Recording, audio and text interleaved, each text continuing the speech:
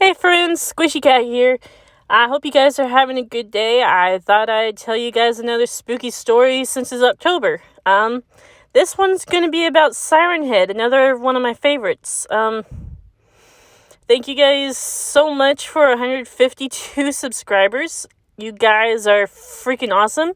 You deserve all the waffle fries. Anyway, so this is by Random Narwhal, and it's on the r/Jacksepticeye Reddit for some reason. Well, I guess he did play some Sirenhead games for a bit there. It starts off as, I had never seen something like that. Never. I was just camping. Simple. Easy even. You go out into the woods and enjoy the gift of nature. Yes, you worry. What if you get lost? What if a bear attacks? I had done this 100 times before. I was practically born in the woods of Washington. Its misty mountains always the background of the lanky trees. The dead pine needles carpeting the forest floor, the sweet smell of sap and nature's breath, the sound of crackling leaves, soft wind and deer, the last raindrops falling on your head and the bark toughened by time. The boots of my family made these trails, and yet I had never been more afraid in my entire life. Are you going to build a fire or not? I'm freezing. If it's really that bad, do it yourself, Jada, I answered. This was supposed to be a romantic getaway, not an ice cream social, Evelyn. Well, how was I supposed to know it was going to be so cold? I shrugged my shoulders as I leaned further back on the moss-covered rock.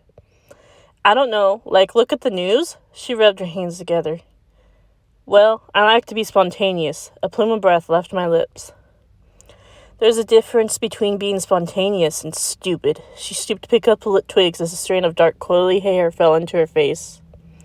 She began to construct herself a fire by her neutral-colored tint. I watched with a smile as I breathed in the fresh air and tried to focus on the memory of this place. Are you going to help me? I took the matches, lit them. I placed it in the sticks and watched it grow. Perfect, I added, and gave her a quick kiss. The night grew colder as the sun fell behind the trees.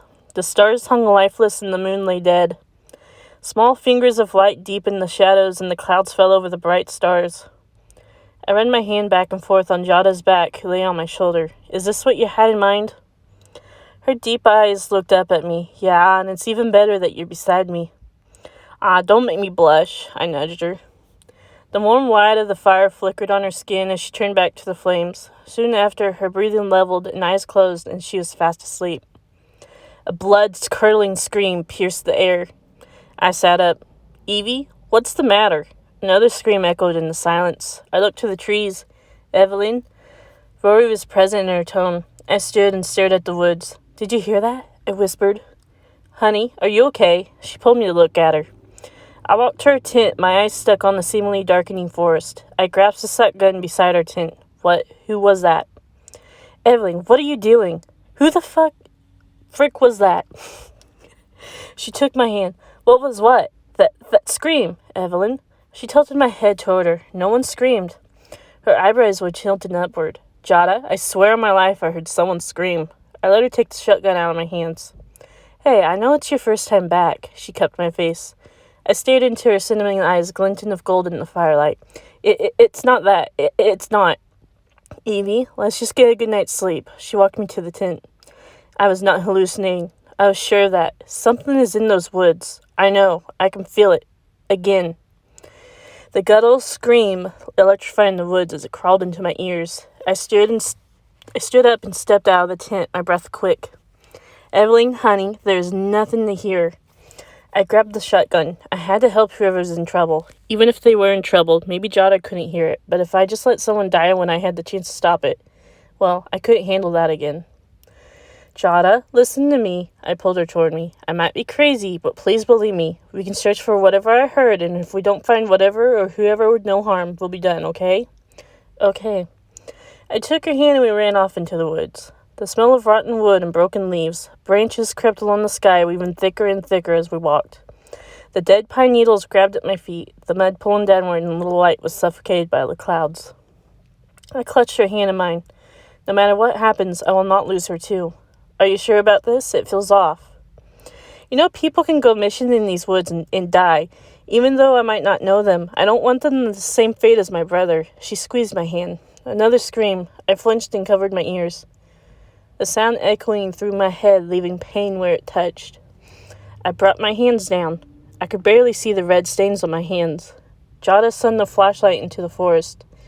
Nothing could be seen other than the still branches. She put on a light to my face. Evie, your ears are bleeding. We need to go back. No, I'll be fine. I started walking again.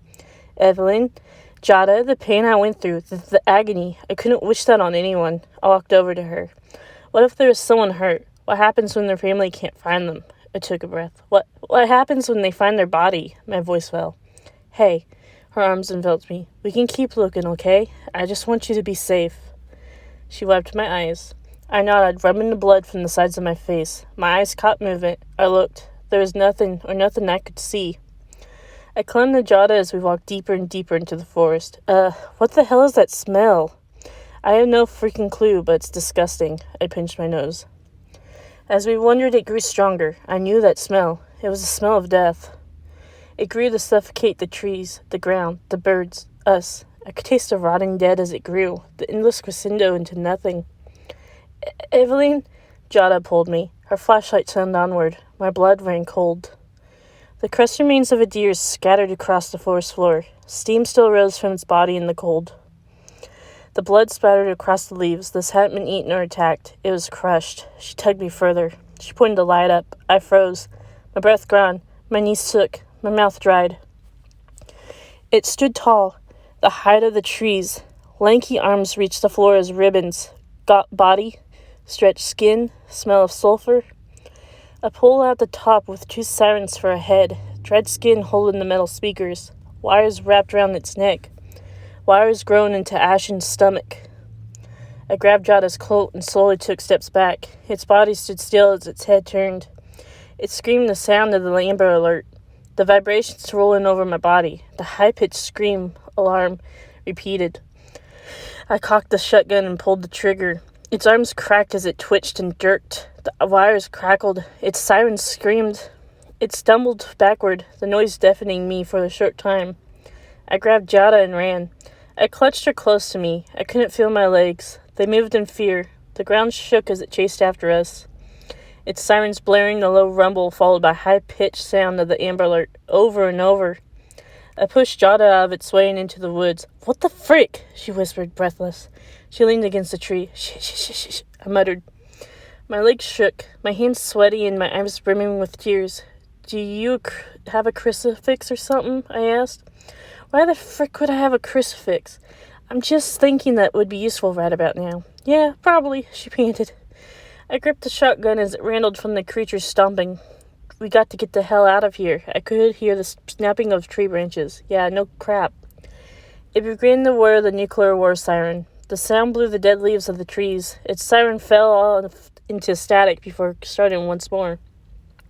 Suddenly, the forest fell silent. I caught my breath. A chill ran up my spine. I saw its rotting foot step into the mud just beside us. The ashen skin was splattered with dried blood and dried mud. I put my hand on Jada's mouth. I looked all the way up at its spinning speakers. Slowly stood, trying not to make any noise. I grabbed Jada's hand and pulled her up. I twisted my hands around the trigger. I held my breath as I aimed upward. Maybe I could hit its siren and kill him. Would it even reach? I pulled the trigger. Its body twitched as its head rotated toward us. Run! I yelled at Jada. Its bony arm swung. Evelyn! My back collided with a tree. I could hear the snap of my elbow as it bent around the trunk. It let out a hollow, static scream, blowing the pine needles up. My head ached. My vision tunneled as the sounds of its siren muffled. The world rocked as I lay in the mud, dried blood down the side of my face, bruised and scratched. I could barely feel the leaves and mud under my arms. The smell of sulfur was softer. The sky above me shone brighter. I turned my head. The shotgun lay a few feet away. Was this it? The same fate as my brother, lost out camping, found dead days later? What about Jada? What will happen to her? Will she be alright? Will she be alone in this world?